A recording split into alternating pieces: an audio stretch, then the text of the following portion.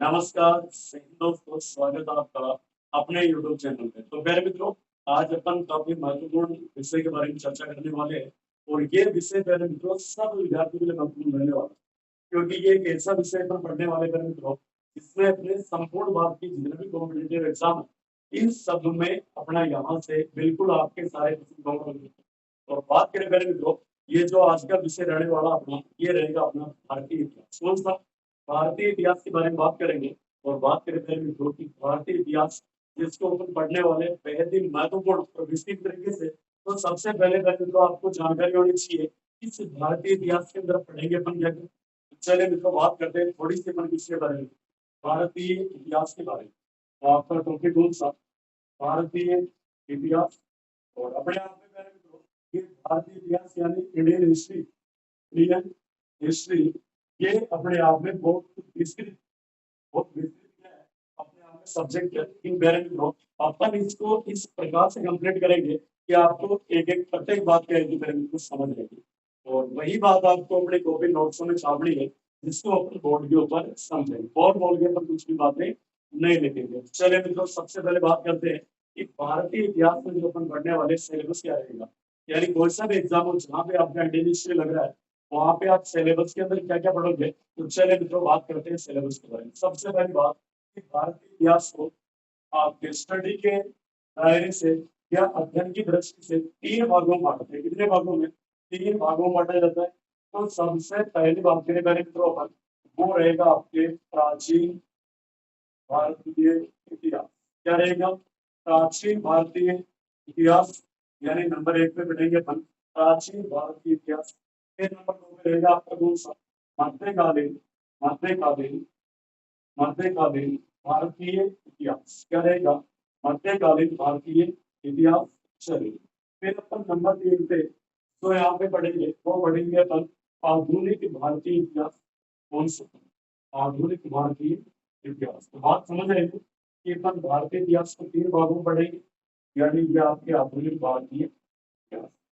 तो यहाँ से महत्वपूर्ण बात, प्राचीन भारतीय इतिहास, मध्यकालीन भारतीय इतिहास, आधुनिक भारतीय इतिहास। अब इनके अंदर अपन क्या क्या पढ़ेंगे, चलिए तो बात करते हैं। सबसे पहले जो प्राचीन भारतीय इतिहास है, इसमें अपन अध्ययन करेंगे। सबसे पहला टॉपिक वो रहेगा अपना कौन सा? सिंधु घाटी सभ्यता। कौन सा रहेगा? सिंधु घाटी सभ्यता। इसको अपन कंप्लीटली एकदम अच्छे तरीके से बढ़िया से संपूर्ण कंप्लीट करेंगे। और इससे बाद आपका बोले एग्जाम कोई सा भी हो, अपन जो बातें करेंगे मित्रों, वो बहुत गहनतापूर्ण यानी गहराई वाली बातें करेंगे। और जहां से अपने क्वेश्चन बनते हैं, उन सभी विषय सभी टॉपिक्स के बारे में अपने यहाँ से बात करने वाले। तो सबसे पहले पढ़ेंगे अपन कौन सा? सिंधु घाटी सभ्यता। इसके बाद में पढ़ेंगे अपन वैदिक संस्कृति। कौन सा?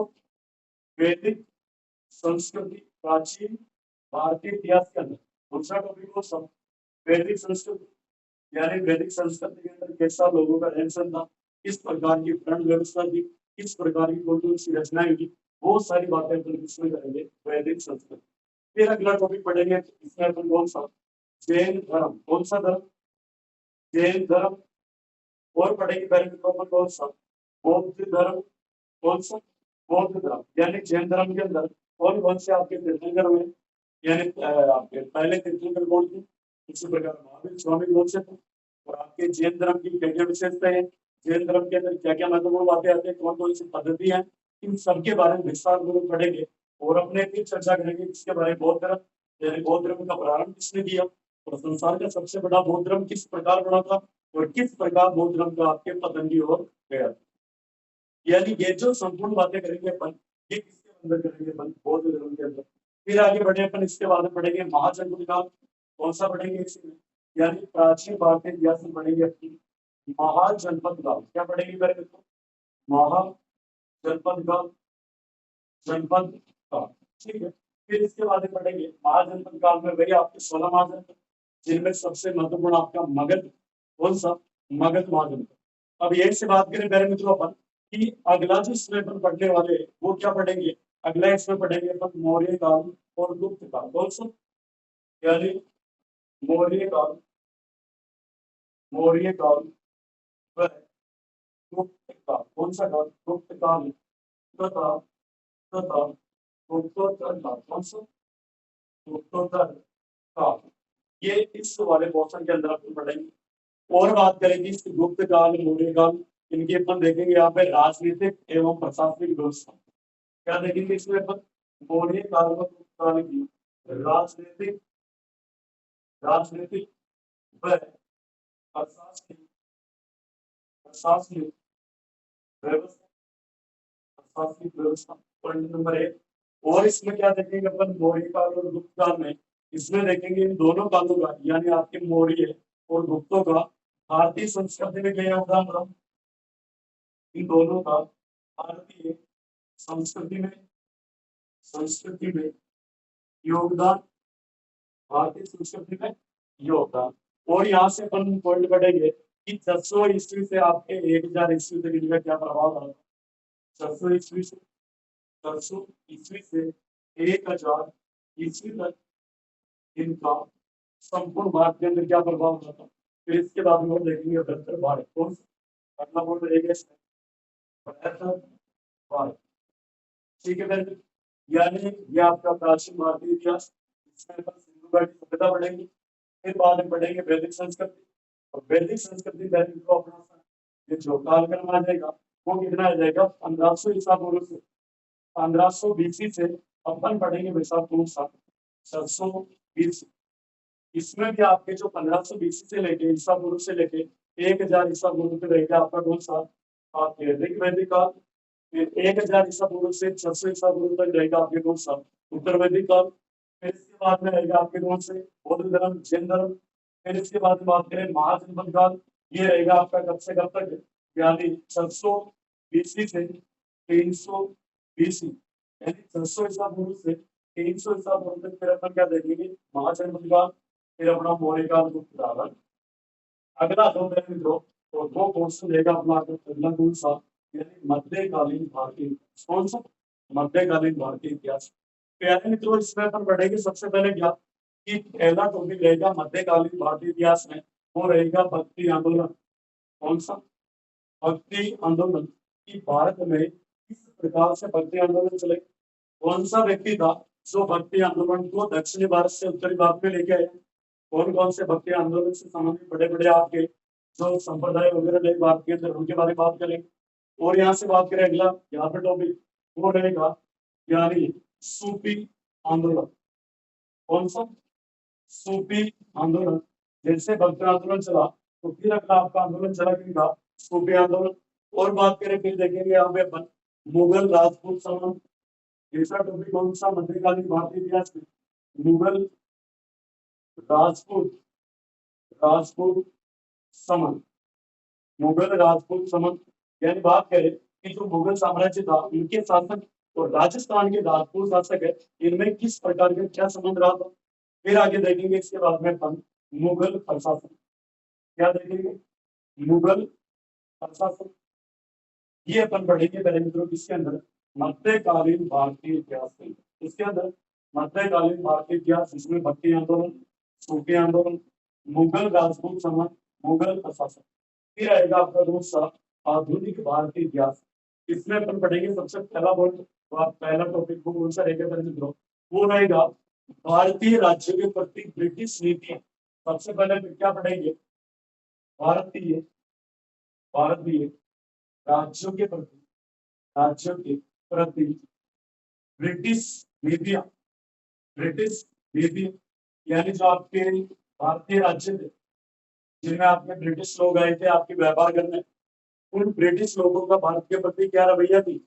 उनका ईस्ट इंडिया कंपनी का भारत के लिए जो व्यापार के लिए जो समझौते किए गए थे, किस प्रकार की नीतियां थी, किस प्रकार धीरे धीरे ईस्ट इंडिया कंपनी ने या अंग्रेज लोगों ने किस प्रकार भारत में अपना आधिपत्य जमाया, किस प्रकार एक जो भारतीय, जिसको अपन भारत को बोलते थे आपके सोने की चिड़िया, किस प्रकार सोने की चिड़िया को कंगाल किया।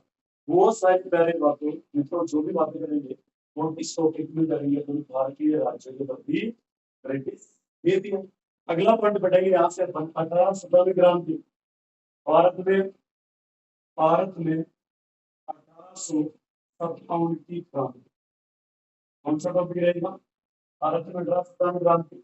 वैसे तो राजस्थान में आपने पढ़ा होगा कि 1857 क्रांति के समय राजस्थान में 6 सैनिक छावनियां थी। और अपने राजस्थान में कौन कौन से पॉलिटिकल एजेंट थे, किस किस प्रकार क्रांति के समय कौन जीती था, बहुत सारी बातें राजस्थान की। लेकिन पहले मित्रों यहाँ पे पढ़ेंगे हम भारत में 1857 की क्रांति, संपूर्ण भारत के अंदर पढ़ेंगे कि किस प्रकार आपके भारत के अंदर क्रांति का प्रारंभ हुआ, क्रांति के क्या क्या प्रतीक थे, क्या कारण रहे कि भारतीय लोगों को क्रांति करनी पड़ी। ये संपूर्ण बातें किसके अंदर, भारतीय में 1857 क्रांति के अंदर रहेगी। और यहाँ से बात करें मित्रों, अगला यहाँ से कौन रहेगा कि भारतीय अर्थव्यवस्था पर ब्रिटिश प्रभाव। अगला पॉइंट कौन सा पढ़ेंगे, भारतीय भारतीय अर्थव्यवस्था पर, अर्थव्यवस्था पर, व्यवस्था पर ब्रिटिश प्रभाव। कौन सा प्रभाव, ब्रिटिश प्रभाव, ये पढ़ेंगे अपन अगला टॉपिक। यानी किस प्रकार आपके जो अंग्रेज अंग्रेज लोग थे, इन्होंने भारतीय अर्थव्यवस्था में अपने पांव बसाए, क्या क्या प्रभाव पड़े उनके बारे में अपन यहाँ पे चर्चा करेंगे। अगला जो यहाँ से पॉइंट पढ़ेंगे वो पढ़ेंगे पुनर्जागरण व समाज सुधार। क्या पढ़ेंगे, पुनर्जागरण, पुनर्जागरण व समाज सुधार। क्या पढ़ेंगे, समाज सुधार। तो पहले तो लास्ट वाला अपन आधुनिक भारतीय इतिहास में पढ़ेंगे, वो पढ़ेंगे भाई साहब आपके राष्ट्रीय आंदोलन। क्या पढ़ेंगे, राष्ट्रीय आंदोलन नंबर 5 पे, राष्ट्रीय आंदोलन। यानी अपने देश के अंदर किस प्रकार अपने देश को आजाद करवाने के लिए महात्मा गांधी, आपके पंडित जवाहरलाल नेहरू, ये जितने बड़े बड़े नेता थे इन्होंने वैसा क्या क्या महत्वपूर्ण भूमिका निभाई, उन सबके बारे में बात करेंगे अपना राष्ट्रीय आंदोलन। और इसमें अपन पढ़ेंगे कहाँ से लेके कहाँ तक, 1895 से लेके 1947, 1895 से लेके 1947 ईस्वी तक का अध्ययन अपन इनमें करेंगे। तो सबसे महत्वपूर्ण बात करेंगे तो ये चीजें मैं तुमको इसलिए बता रहा हूँ क्योंकि तुमको पता होना चाहिए कि जिस रास्ते पे अपन आगे बढ़ रहे हैं उस रास्ते में अपने पास कौन कौन से चीजें देखने हैं। क्या जैसे आप बच्चा पर्यटन के लिए निकल रहे हो, कहीं पे घूमने के लिए निकल रहे हो, लेकिन आपको रास्ते में बताना चाहिए कि बच्चा रास्ता में कई चीजें देखा अपन। तो सबसे पहले यानी भारतीय इतिहास, इसमें आपका प्राचीन भारतीय इतिहास, इसमें आप पढ़ोगे सिंधु घाटी सभ्यता, वैदिक संस्कृति, जैन धर्म, बौद्ध धर्म, महाजनपद काल, मौर्य काल, गुप्त काल, काल, इनकी राजनीतिक प्रशासनिक व्यवस्था, भारतीय संस्कृति में योगदान, और 600 ईस्वी से 1000 ईस्वी और भरत काल। यानी बात करें कि सिलेबस को मेरे पास नोट कर लेना, क्योंकि इन चीजों को माध्यम से अपन धीरे धीरे आगे बढ़ते रहेंगे। और बात करें मध्यकालीन भारतीय इतिहास, मध्य आंदोलन, सूफी आंदोलन, मुगल राजपूत संबंध और मुगल शासन। और बात करें कि आधुनिक भारतीय इतिहास, इसमें पढ़ेंगे पहले मित्रों भारतीय राज्यों के प्रति ब्रिटिश नीतियां, और पढ़ेंगे भारत में 1857 की क्रांति, और पढ़ेंगे भारतीय अर्थव्यवस्था पर ब्रिटिश प्रभाव, और पढ़ेंगे अपन पुनर्जागरण व समाज सुधार, और लास्ट वाला पढ़ेंगे इसमें राष्ट्रीय आंदोलन जो 1895 से लेकर 1970। यानी भारतीय इतिहास से मित्रों अपन बात करेंगे सिंधु घाटी सभ्यता से लेके अपन बात करेंगे जब अपना देश आजाद होता 15 अगस्त 1947, वहां तक की कंप्लीट बात करेंगे अपन इसके अंदर, यानी भारतीय इतिहास की। और चले मित्रों जैसा कि आपके सिलेबस है, सिलेबस का एक एक टॉपिक नोट करके लिख लेना पहले मित्रों, एक एक टॉपिक को अपन टिक लगा के क्लियर करेंगे। और गारंटी देता हूँ पहले मित्रों आपको कुछ बाहर नहीं जाने, बस आपको ईमानदारी से क्या करना है, इन कंप्लीट क्लास को लेना। सबसे पहले सिलेबस पे जो लेंगे अपन टॉपिक उठाएंगे पहले मित्रों कौन सा, सिंधु घाटी सभ्यता। कौन सा, सिंधु घाटी सभ्यता। तो चलिए मित्रों बात करते हैं सिंधु घाटी सभ्यता के बारे में। तो प्यारे साथियों यहाँ से अपन बात करें अपना पहला टॉपिक स्टार्ट करते हैं भारतीय इतिहास में। भारतीय इतिहास, इतिहास बस आप ध्यान से देखते दिया करना पहले, आराम से फोन को सामने रख दो, एयरफोन लगा लो, बस आराम से देखते रहना। इसमें अपना टॉपिक कौन सा, सिंधु घाटी सभ्यता, सिंधु घाटी सभ्यता। वैसे पहले मित्रों बहुत सारे अपने विद्यार्थीगण, अपने छात्रगण जो भी भारतीय इतिहास पढ़ते हैं उनका एक सीधा कॉमन सी बात होती है कि गुरुजी माँ को तो भारतीय इतिहास समझ में बना। मैं बोल रहा हूँ पहले मित्रों राजस्थान जीके से, ये किसी भी स्टेट के जीके से इजी है भारतीय इतिहास। तो चलिए बात करते हैं, सबसे पहले बात करते हैं कि ये अपना पहले मित्रों कौन सा, थोड़ा सा आप देखना, थोड़ा सा समझने का प्रयास करना।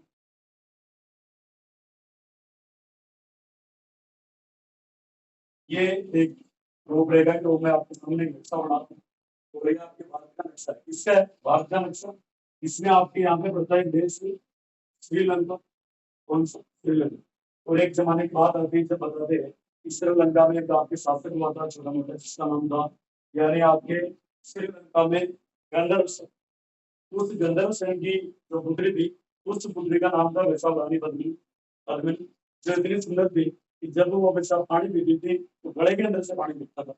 ऐसी जानकारी मिलती है बड़े मालिक मोहम्मद जायसी का ग्रंथ पद्मा, उस पद्मावत के माध्यम से। यह आपका श्रीलंका। और यहाँ से बात करें मेरे मित्रों, इधर अपना एक भारत का एक छोटा मुल्क जिसको आप बोल सकते हो वैसा पाकिस्तान। कौन सा? पाकिस्तान। और बात करें मेरे मित्रों, पाकिस्तान के पास में एक देश और पड़ता है जिसका नाम है अफगानिस्तान। कौन सा? अफगानिस्तान। ठीक।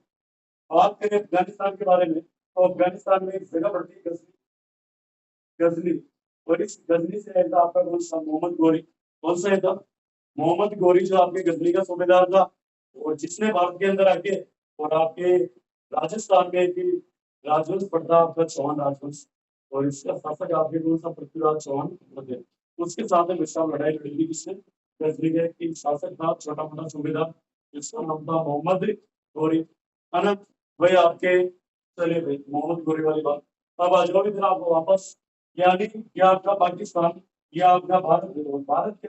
भारत के अंदर पहले तो आपके एक राज्य पड़ता है, इस राज्य का नाम है राजस्थान। कौन सा? राजस्थान। ऐसा मानते हैं इस राजस्थान के अंदर वैसा राजपूत लोग निवास करते थे, इसीलिए वैसा राजस्थान को प्राचीन समय में राजपूताना बोलते थे। और बात करें कि बात है 1800 ईस्वी की, जब एक व्यक्ति है था आपके कौन सा? George Thomas. कौन सा है था? George Thomas. इसने सबसे पहले मौखिक रूप में इस राजस्थान को बोला था राजपूताना। फिर बात करें कि 1865 में एक व्यक्ति रहता विलियम फ्रैंकलिन, जिसने वैसा इसी जॉर्ज थॉमस की बात की आपके क्या कर दी? कट कॉपी पेस्ट कर दिया और राजस्थान को बोलो राजपूताना। क्या बोला? राजपूताना, लेकिन लिखित रूप में। इसमें लिखित रूप में तो जिस पुस्तक के अंदर बोला उस पुस्तक का नाम था आपके the military memories of George Thomas. फिर 1829 में एक व्यक्ति आया आपका, उस व्यक्ति का नाम था कर्नल जेम्स स्कॉट, जिनको बोलते हैं आप घोड़े वाले बाबा। क्या बोलते हैं? घोड़े वाले बाबा। और जो आपके इंग्लैंड के निवासी, जिनकी पत्नी का नाम जूलियट वेटर, इन्होंने 1829 में एक पुस्तक लिखी। उस पुस्तक का नाम था the annals and antiquities of Rajasthan. ये इसी को बोलते हैं the central and western Rajput state of India. इसमें इन्होंने इस राजपूताने के लिए 3 शब्दों का प्रयोग किया। एक तो आपका राजस्थान, एक प्रयोग किया राजस्थान, एक प्रयोग किया रजवाड़ा। कौन सा किया? रजवाड़ा। ये हो गई छोटी मोटी बातें राजस्थान। अब आ जाओ इधर, भारत के अंदर से एक नदी निकलती इधर ऊपर से जम्मू कश्मीर की तरफ से, और ये नदी बहते बहते आपकी आती है किधर? पाकिस्तान की। किधर आती है? पाकिस्तान की तरफ। ये आ गई प्यारे मित्रों आपकी नदी। क्या आ गई? नदी। और प्यारे दोस्तों, इस नदी का नाम आपके कौन सी? रावी नदी। कौन सी नदी? रावी नदी। ये लो भाई, रावी नदी में पानी भी फेंक दो। क्या फेंक दो? ये रावी नदी का पानी। और बात मेरे प्यारे देशवासियों कि प्राचीन समय में जितनी भी सभ्यताएं बसी है, वो सभी सभ्यताएं, आप कोई सी भी सभ्यता उठा के देख लेना, छोटी से छोटी और बड़ी से बड़ी, ये कोई सिंधु घाटी सभ्यता पहले मित्रों एक सभ्यता नहीं, ये अपने आप में एक ब्रांड है। ये भाई साहब आपके आपके भारत के बाहर भी विश्व के बहुत सारे देशों में फैली हुई थी। ठीक है। अब यहीं से बात करें पहले मित्रों कि ये जो सिंधु घाटी सभ्यता है, इसका जो मुख्यतः आपके जो भाई साहब पनपने का मुख्य क्षेत्र था, वो था आपके रावी नदी का क्षेत्र। कौन सा? रावी नदी का तट। क्योंकि कोई भी सभ्यता किसी नदी के किनारे इसलिए आपके पनपती थी क्योंकि नदी के किनारे जो लोग रहते थे, वो लोग नदी के किनारे आके बस के, वो लोग बाग वैसा एक तो पशुपालन कर सकते थे, एक अपने खेती का काम कर सकते थे, और जितने भी वैसा कृषि से संबंधित कार्य है, फसल बुआई और जितनी भी आपकी एक्टिविटीज होती है, सब में आपको आवश्यकता पड़ती है पानी की। किसकी? पानी की। तो जल की सप्लाई के लिए सभी जितने भी व्यक्ति थे प्राचीन समय में, वो नदियों के पास में सभ्यताओं का अपना विकास किया। अब एक से बात करें कि ये जो आपकी रावी नदी है मेरे मित्रों, ये रावी नदी भारत से निकल के पाकिस्तान में भी जा रही है।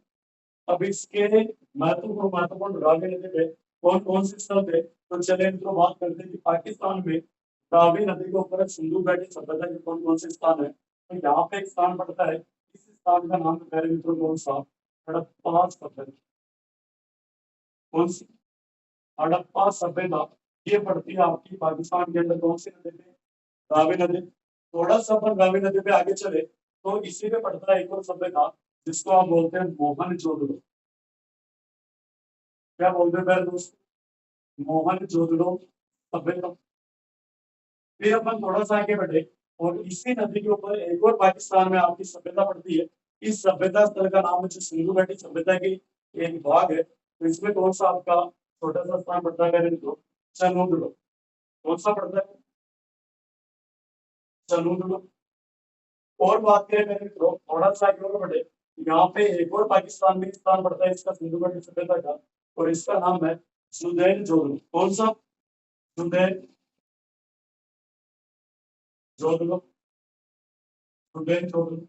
अब यही से और बात करें मेरे मित्रों कि यह आपका राजस्थान, तो राजस्थान में एक जिला पड़ता है जिसका नाम है हनुमानगढ़। कौन सा गढ़? हनुमानगढ़।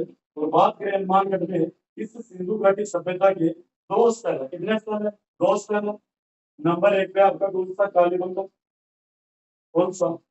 कालीबंगा सभ्यता, जिसको डॉक्टर दशरथ शर्मा ने बोला था कि भाई ये तो सिंधु घाटी सभ्यता की तीसरी राजधानी। कालीबंगा वही है जिसका शाब्दिक अर्थ होता है काली चूड़ियां, और कालीबंगा शब्द आपकी सिंधी भाषा का शब्द है जिसकी खोज कालीबंगा सभ्यता की खोज 1952 में अमरानंद घोष ने की थी। कालीबंगा सभ्यता वही है जिसमें उत्खनन कार्य 1961 से लेके 69 तक आपके भाई साहब बीबी लाल और बीके थापर के नेतृत्व में होता। कालीबंगा सभ्यता वही सभ्यता जो हनुमानगढ़ जिले में स्थित है।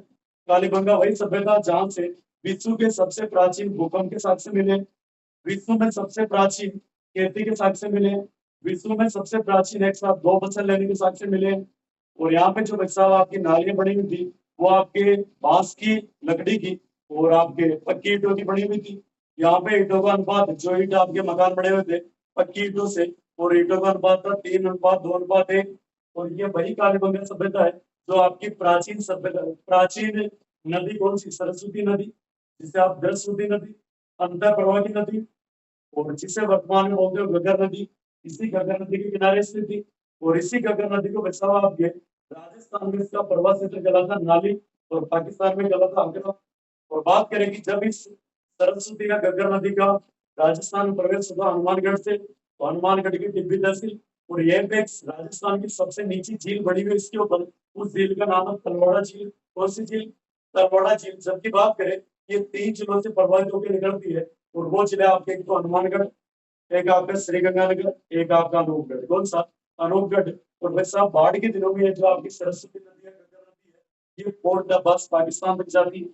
पोर्ट अब्बास पाकिस्तान तक जाती है। और अगर प्रश्न आ जाए आपके कि बताओ राजस्थान में अंतः प्रवाह की सबसे बड़ी नदी कौन सी? राजस्थान में यानी राजस्थान के अंदर वो आपकी कौन सी? कांतली नदी। यानी राजस्थान में अंतः प्रवाह की सबसे बड़ी नदी कौन सी? कांतली। जबकि राजस्थान की, किसकी? राजस्थान की अंतर प्रवाह की सबसे बड़ी नदी आपकी कौन सी? यानी घग्गर नदी या सरस्वती नदी।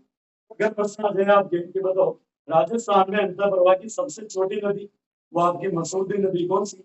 मसूरदी नदी। और वो भाई साहब मसूरदी नदी आपकी जैसलमेर। कहाँ पे? जैसलमेर। चलिए मैं तो बात करते आगे। यानी इससे आपकी सिंधु घाटी सभ्यता के राजस्थान में कितने स्थल? दो। एक तो आपके कौन से? हनुमानगढ़ में वैशाल कालीबंगा, और दूसरा कौन सा? पीलीबंगा। कौन सा? पीलीबंगा। ये भी आपका काम है हनुमानगढ़। यही से बात करें कि इधर एक स्टेट पड़ता है जिसका नाम है यूपी। यूपी के अंदर इसके एक भाग, एक स्थान पड़ता है, उस सभ्यता स्थल का नाम है आलमगीरपुर। कौन सा है? आलमगीरपुर। आलमगीरपुर। ठीक है। इधर एक आपका स्टेट पड़ता है जिसका नाम है महाराष्ट्र। कौन सा? महाराष्ट्र। और महाराष्ट्र के अंदर सिंधु घाटी सभ्यता का स्थल कौन सा है? जैमाबाद। कौन सा है? जैमाबाद।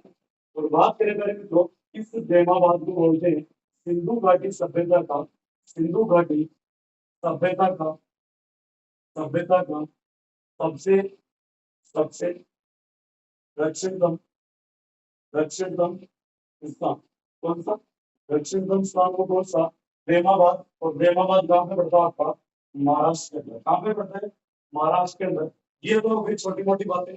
अब यहाँ से एक प्रश्न बन सकता है शब्द आपके सामने, सिंधु घाटी सभ्यता। कौन सा? सिंधु घाटी सभ्यता।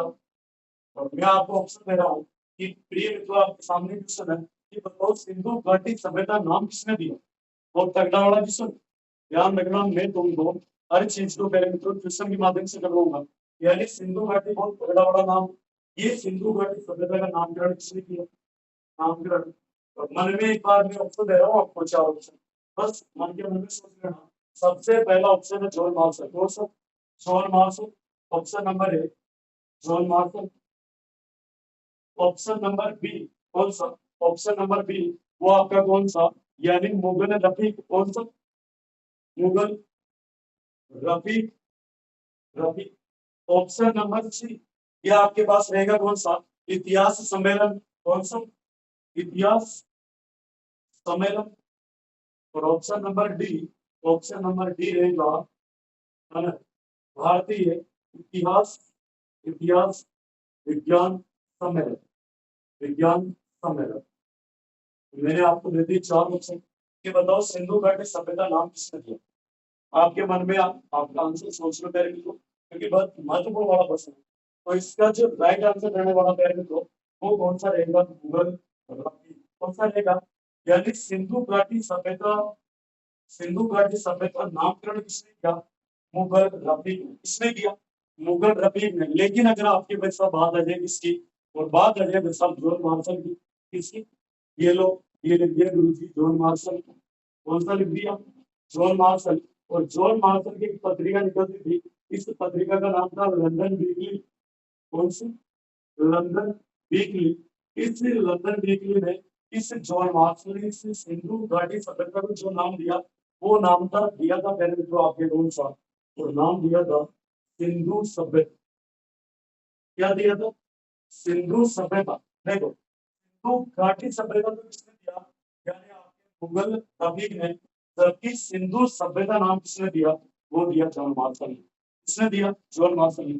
अगर आपके प्रश्न आ जाए कि बताओ वर्तमान में अपन जिस सिंधु सभ्यता का नाम लेते हैं, वर्तमान में सिंधु सभ्यता का अपन नाम लेते हैं वर्तमान में, वर्तमान में वो नाम पहले तो किसने दिया, वो नाम दिया था इतिहास विज्ञान सम्मेलन। किसने दिया, इतिहास विज्ञान सम्मेलन। यानी नामकरण के बारे में यहाँ से अपने सामने तीन फैक्ट निकल गया है कि सिंधु घाटी सभ्यता नाम किसने दिया, मुगल रफीक ने। सिंधु सभ्यता नाम किसने दिया, जॉन मार्शल ने। किस पत्रिका में, लंदन वीकली में। जबकि वर्तमान में अपन सिंधु सभ्यता ओनली फॉर कौन सी, सिंधु सभ्यता जो वर्तमान में नाम लेते हैं, ये किसने दिया, अपने इतिहास विज्ञान सम्मेलन। तो आशा और उम्मीद करता हूँ मेरे मित्रों यहाँ तक की बात आपको समझ आई होगी। बात करते हैं थोड़ी सी आगे। तो मेरे प्यारे दोस्तों यहाँ से अब थोड़ी सी बात करें है ना, चले बढ़ते आगे। यानी सिंधु घाटी सभ्यता और बात चल रही थी इसके नामकरण के बारे में, सिंधु घाटी सभ्यता का नामकरण। चलिए तो सबसे पहली विशेष बात है आपकी घटना अभी 1784 ईस्वी, 1784 ईस्वी। और इस समय एक व्यक्ति आया था, इस व्यक्ति का नाम था सर विलियम जोन्स। कौन सा?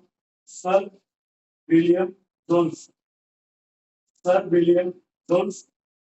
और इस सर विलियम जोन्स ने स्थापना की थी आपके Asiatic society, Asiatic society, Asiatic society की क्या की थी, स्थापना। और पहले मित्रों स्थापना कब की थी आपके 1784 ईस्वी में। इसका जो मुख्य कार्य था एशियाटिक सोसाइटी का, इस सर विलियम जोन्स का कार्य, वो कार्य क्या था पहले मित्रों, इसका मुख्य कार्य था कि भारत इसमें, भारत व दक्षिण मध्य एशिया में ऐतिहासिक स्थलों की खोज करना। क्या करना, इसका कार्य था भारत एवं मध्य दक्षिण। कौन सा? भारत एवं मध्य दक्षिण, मध्य दक्षिण एशिया में, मध्य दक्षिण एशिया में ऐतिहासिक, ऐतिहासिक, ऐतिहासिक स्थलों की, स्थलों की खोज करना। क्या करना, खोज करना। यानी इन्होंने जो अपनी एशियाटिक सोसाइटी की स्थापना की थी, इसका मुख्य कार्य था कि भारत और दक्षिण मध्य एशिया के अंदर ऐतिहासिक स्थलों की खोज करना। तो इन्होंने अपना काम शुरू कर दिया। फिर इनके बाद में 1826 में एक व्यक्ति आया, 1826 में, और इस व्यक्ति का नाम था चार्ल्स मैसन। क्या नाम था माय डियर, चार्ल्स मैसन। और पहले मित्रों इंडियन हिस्ट्री के अंदर ये क्लास बहुत महत्वपूर्ण होने वाली है। मैं दावा कर सकता हूँ मेरे मित्रों कि ये क्लास देखने के बाद आप अनुमान लगा सकते हो कि वास्तव में अपना लेवल क्या है। यदि बात करें कि 1826 में एक व्यक्ति आया जिसका नाम था चार्ल्स मेसन। कौन सा? Charles mason. और बात करें चार्ल्स मेसन के बारे में तो भाई साहब इनका जो मुख्य कार्य क्या था वो हड़प्पा टीले में उत्खनन कार्य करना। क्या करना? इनका जो मुख्य कार्य दिया गया वो कार्य कौन सा? हड़प्पा टीले में, हड़प्पा टीले में उत्खनन कार्य करना। क्या करना? उत्खनन, उत्खनन कार्य करना। अब जैसे इन्होंने हड़प्पा टीले में उत्खनन कार्य करना शुरू किया मेरे मित्रों तो इन्होंने देखा कि वैसा बहुत बड़ा खंडर है। क्या है? यानी कि आपका जैसे बहुत बड़ा ये आपका टीला हो गया कौन सा? यानी मेरे मित्रों हड़प्पा टीला। कौन सा? हड़प्पा टीला। इन्होंने इस हड़प्पा टीले में देखा इसमें छोटे छोटे दरारें। इसमें क्या है? छोटी छोटी हर जगह पे क्या है? इस टीले के अंदर दरारें, दरारें। और एक बार ये प्रश्न है कि बताओ हड़प्पा टीले में जो छोटे छोटे खंडर पाए गए, ये जो दरारों रूप में जो खंडर पाए गए, खंडर, इन खंडर को क्या बोला जाता है? ये प्रश्न आ रखा तो इसका राइट आंसर था रूइन। क्या बोलते हैं? रूइन। इनको बोला जाता है पहले मित्रों रूइन। यानी जो हड़प्पा टीले में आपको खंडर पाए गए और इन खंडरों को क्या बोला गया? रूइन बोला गया। क्या बोला गया? रूइन। और इसके अंदर से जो अवशेष मिले हड़प्पा टीले में से वो अवशेष मिले थे किसके? इनकी खोज के अंदर वो अवशेष मिले थे पहले मित्रों ईंटों के अवशेष। किसके? ईंटों के अवशेष मिले, अवशेष मिले। चलिए अब यही से थोड़ी सी बना के बात करते हैं और बात करेंगे फिर साहब ये जो हड़प्पा टीले का उत्खनन का कार्य है ये किसको सौंपा गया? आपके चार्ल्स मेसन। जो किसको? चार्ल्स मेसन को इसका कार्य सौंपा गया। अब यही से और बात करें पहले मित्रों कि उत्खनन के बाद में चार्ल्स मेसन ने बताया कि भाई साहब यहाँ पे क्या दबे हुए इस हड़प्पा टीले में आपके महानगर, क्या दबे हुए? महानगर दबे हुए और एक बहुत बड़ी सभ्यता दबी हुई। क्या दबी हुई? बहुत बड़ी सभ्यता दबी हुई है। ऐसी इन्होंने बात खुलासा कर दी। बस जैसे आप कभी किसी तांत्रिक को बुला के लेके आते हो कि देखो महाराज ये तो देखो तुम्हारे कुआं में पानी निकल ही कौन निकला, तो महाराज वैसा नारे ले जाओ तो जड़े नारे थोड़ो ले जाओ खेते हुए बेटा 100% का पानी निकले मीठो निकले तारो कौन निकले। और सेम की बात है इन्होंने जैसे हड़प्पा टीले के अंदर वैसा सर्वेक्षण दिया तो यहाँ से बड़े बड़े खंडर दिखे इनको। इन खंडरों को इन्होंने रोहिणी बोला।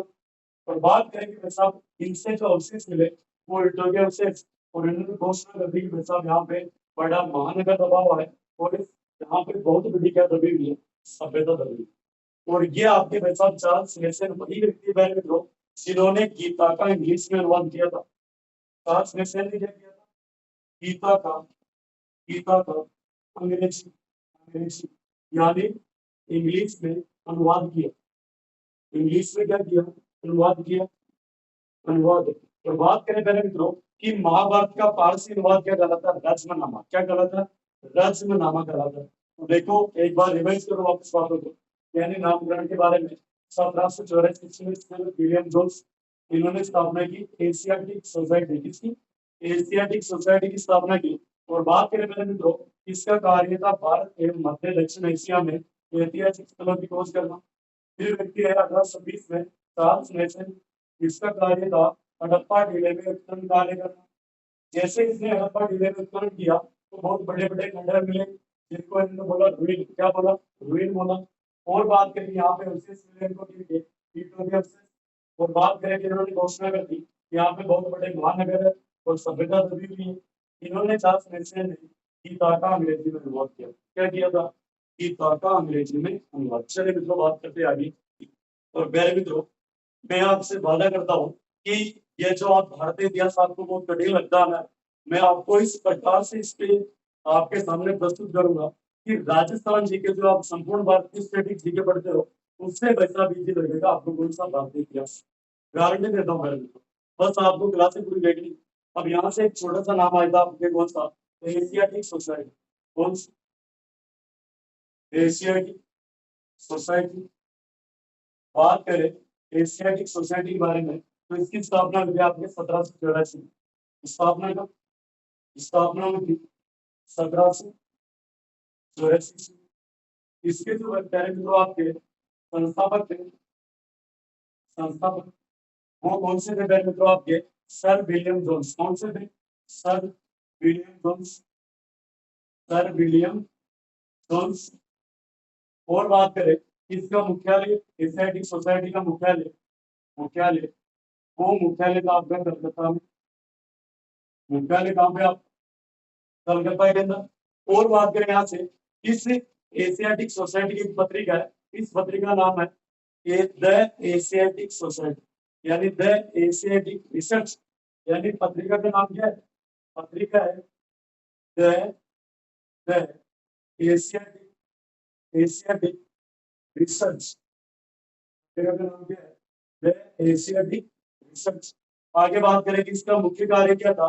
भारत व दक्षिण मध्य एशिया में कार्य क्या थे इसके? कार्य भारत एवं, भारत एवं दक्षिण मध्य, दक्षिण मध्य एशिया में, एशिया में ऐतिहासिक, ऐतिहासिक स्थलों की खोज करना, ऐतिहासिक स्थलों की खोज करना। और पेरेंट तो आप भी अपने नोट्स बनाते रहो साथ ही साथ, ठीक है। अगली यहाँ से बात करें कि जिस समय आपकी एशियाटिक सोसाइटी की स्थापना हुई थी उस समय भारत के जीजी कौन थे? यानी तत्कालीन भारत के जीजी, तत्कालीन भारत के जीजी, जीजी का मतलब गवर्नर जनरल, और वो थे आपके वोरेन हेस्टिंग्स। कौन थे? वोरेन हेस्टिंग्स। अब यहाँ से आगे बात करें तो एक छोटी सी बात आती है 1814 ईस्वी की। कब की आती है? नोट लगा के लिख रहा हूं मैं, 1814 ईस्वी। और इस समय की महत्वपूर्ण बात कौन सी आती है कि प्रथम ऐतिहासिक संग्रहालय की स्थापना, इसकी प्रथम ऐतिहासिक, ऐतिहासिक संग्रहालय की स्थापना, संग्रहालय की स्थापना। और ये स्थापना आपकी कहाँ पे होती? कलकत्ता के अंदर। कहाँ पे होती? कलकत्ता के अंदर। यानी प्रथम ऐतिहासिक संग्रहालय की स्थापना आपकी कहाँ पे? कलकत्ता में। और कब हुई थी? 1814 के अंदर। ये बात हो गई आपकी इसके बारे में, एशियाटिक सोसाइटी। कौन सी? Asiatic society. और बात करें मेरे मित्रों कि ये बातें हो गया आपके 1814 में, 1826। अब बात करेंगे अपन 1856 की। कब की? 1856। और इसी नामकरण की श्रृंखला में दो भाई यहीं पे आपके कौन से? यानी एक तो कौन सा आपका सर आपके कलिंगम हो गया ना। इससे पहले एक और बात करो 56 से पहले, और वो बात है कि पहले लोग, यानी 1853 से लेके 1876 तक, 1853 से लेके 1876 तक। और इस समय मामला है आपके कलिंगम महोदय का। किसका? कलिंगम, कलिंगम महोदय। फिर कलिंगम महोदय ने क्या कार्य किया था पहले तो? उन्होंने कार्य किया था कि हड़प्पा क्षेत्र में उत्खनन करना। इन्होंने क्या कार्य किया था? हड़प्पा क्षेत्र में, हड़प्पा क्षेत्र में, क्षेत्र में उत्खननकारी, उत्खननकारी तथा, तथा यहाँ से, यहाँ से बहुत सारी, बहुत सारी वस्तुएं प्राप्त की। क्या प्राप्त की? वस्तुएं प्राप्त की। यह महत्वपूर्ण बात कब की है? 1853 से लेकर 1876। और इस समय व्यक्ति है तो आपका कलिंगम, इस कलिंगम में हड़प्पा क्षेत्र में उत्खनन कार्य किया, तो बहुत सारी वस्तुएं प्राप्त की। तो थोड़ी सी बात करते हैं आगे। यहाँ से बात होती है पहले मित्रों 1856 की। कब की? 1856। और 1856 में दो भाई आए थे। कितने भाई? दो भाई आए थे। एक का नाम था विलियम बर्टन। कौन सा? William Burton, Burton. और एक और था भाई साहब आपके जॉन मार्शल, जॉन मार्शल। ये दोनों ठेकेदार, भैया ठेकेदार। और ये निर्माण कराओ भाई साहब रोड, ये रोड निर्मित करवाते थे। तो इनको ठेके के अंदर एक रोड मिला, उस रोड का नाम था भाई साहब आपके रेल मार्ग। कौन सा? रेल मार्ग। और इनको भाई साहब ठेके पे काम मिला तो वहां से कराची, कराची से लेकर ये इधर आपकी जगह पड़ती है लाहौर, लाहौर। इसके मध्य बड़े भाग में क्या, यानी इन दोनों को छोड़ने के लिए इन दोनों भाइयों को एक कार्य दिया गया। और वो कार्य कौन सा? रेल मार्ग का निर्माण करवाना। रेल मार्ग का निर्माण, जब इन दोनों भाइयों को रेल मार्ग के निर्माण की जिम्मेदारी सौंपी गई मेरे मित्रों, तो इस रेल मार्ग को बनाने के लिए इन दोनों भाइयों को आवश्यकता पड़ी ईंटों की ईंटों की आवश्यकता, क्योंकि मेरे मित्रों आपको पता है कि रोड बनाने के लिए या रेल मार्ग बनाने के लिए आपको ईंटों की आवश्यकता पड़ती। तो उन्होंने भाई साहब आसपास के लोगों को बोला कि भाई साहब के जाओ और आपने क्या करो, ईंट की व्यवस्था करवाओ, हम आपको प्रति ईंट के पैसे देंगे। भाई साहब लोग बाग करके गार्डन मोटर लीजा भर भर ले रहे थे। ये दोनों भाई सब लोग ले रहा है तो करो हाल तो मैंने किया तब ईंटा बनावा भाई साहब 5 साल तो लागी। फिर तो मैं खाल गया गाँव का लोगों ने, और भाई साहब गाँव के लोग आदमी तो आज ही भाई साहब पर ईंटा लिया है, गाड़े पर भी ईंटा लिया। ये दोनों भाई सब पूछा भाई साहब गाँव वाला कि बताओ भाई तेरी ईंटा लिया कटो लिया। गाँव वाला क्या नहीं भाई मैं बता दे तो माँ को धंधो चौपट हो गया। तो इन्होंने नहीं बताया गाँव वालों ने। इन्होंने बस पीछा करते करते देखा कि ईंटे कहाँ से लेके आ रहे, ये ईंटे ले रहे हैं, ईंटे लेके आ रहे गाँव वाले कहाँ से, यानी जो आपके सिंधु घाटी सभ्यता के स्रोत, सिंधु घाटी सभ्यता स्थलों से ये भाई साहब लोग बाग के लेके आ रहे, ईंटे लेकर आ रहे। इनमें आपने एक तो कौन सी, यानी मोहन जोदड़ो, कौन सा मोहन जोदड़ो, और एक कौन सा हड़प्पा। यानी जितने भी आपके सिंधु घाटी सभ्यता के स्थल मिले, यहाँ से आपके प्रचुर मात्रा में ईंटे और लोग बाग यहाँ से ईंटे निकाल निकाल के लेके आ रहे थे आपके रेल मार्ग निर्माण की। जब इन दोनों भाइयों की इस बात का पता चला तो भाई साहब फिर इन्होंने खुद अपने मजदूर लगा के और इन सिंधु घाटी सभ्यता की स्थलों से क्या निकाली थी, बहुत सारे आपके ईंटे निकाले। इससे और आपके खुलासा हो गया था कि वास्तव में ऐसे बहुत सारे जो टीले आपके, जहाँ से आपके सभ्यता के अवशेष मिल रहे, प्रत्येक स्थान से आपकी ईंटें मिल रही है, यानी यहाँ से बड़ी बड़ी सभ्यता और नगर बसे रहे। इनसे क्या साबित हो रहा है मित्रों कि आप किसी भी जगह की जब खुदाई करोगे, अगर आपको वहां से जैसी वस्तु प्राप्त हो रही है, आप अनुमान लगा सकते हो कि प्राचीन समय में यहाँ पे क्या रहे। जैसा कि जो सिंधु घाटी सभ्यता या रावी नदी के किनारे किनारे आपके जितने भी अवशेष मिले, वहां से बक्सा बीटों के अवशेष, इससे अनुमान लगाया जा रहा है कि जिधर रावी नदी नदी बह रही है आपकी, उस बड़े क्षेत्र में पहले मित्रों आपके एक सभ्यता बन गई थी। तो वो सभ्यता आपकी कौन सी कहलाती है, सिंधु सभ्यता। कौन सी, सिंधु सभ्यता। और बात करें कि हिंदुओं का जितना बहुल्य क्षेत्र है, वहां पे बक्सा हिंदुओं में धीरे धीरे आपकी सिंधु नदी है, उस सिंधु नदी को बक्सा हिंदू हिंदू बोलते बोलते धीरे धीरे अपने देश का नाम पड़ा हिंदुस्तान। तो वही बात है कि जहां जहां पे इधर आपके पाकिस्तान में इधर नदी का बहाव क्षेत्र था, इस बहाव क्षेत्र के पास पास में जो सभ्यता बन गई, उस सभ्यता को सिंधु घाटी बोला गया। और इस सिंधु घाटी सभ्यता का वो केवल विस्तार मेरे मित्रों भारत के अंदर ही नहीं, इसके अलावा और जगह पर भी। तो मेरे मित्रों आज अपन ने एक छोटा सा प्रयास किया कि किस प्रकार अपन भारतीय इतिहास के अंदर क्या क्या पढ़ेंगे, और अपन ने थोड़ा सा प्रयास समझने की कोशिश की है कि किस प्रकार अपन एक भारतीय जो इतिहास है, इसमें सबसे पहला टॉपिक सिंधु घाटी सभ्यता, इसको किस प्रकार से अपन समझ सकते हैं। तो मैं मित्रों आशा और उम्मीद करता हूँ कि आपको जानकारी अच्छी लगी होगी, और अगर मेरे मित्रों आपको जानकारी अच्छी लगी है तो चैनल को लाइक करें, शेयर करें, सब्सक्राइब करें। और मेरे मित्रों अगर आपको वास्तव में क्लास अच्छी लगी है ना, तो आप इस वीडियो के नीचे कमेंट करके जरूर बताएं कि अपन क्या इस क्लास के या सिंधु घाटी सभ्यता का अगला पार्ट लाना चाहिए या नहीं लाना चाहिए, और अगर अगला वीडियो बनाना चाहिए तो किस टॉपिक पर बनाना चाहिए। धन्यवाद।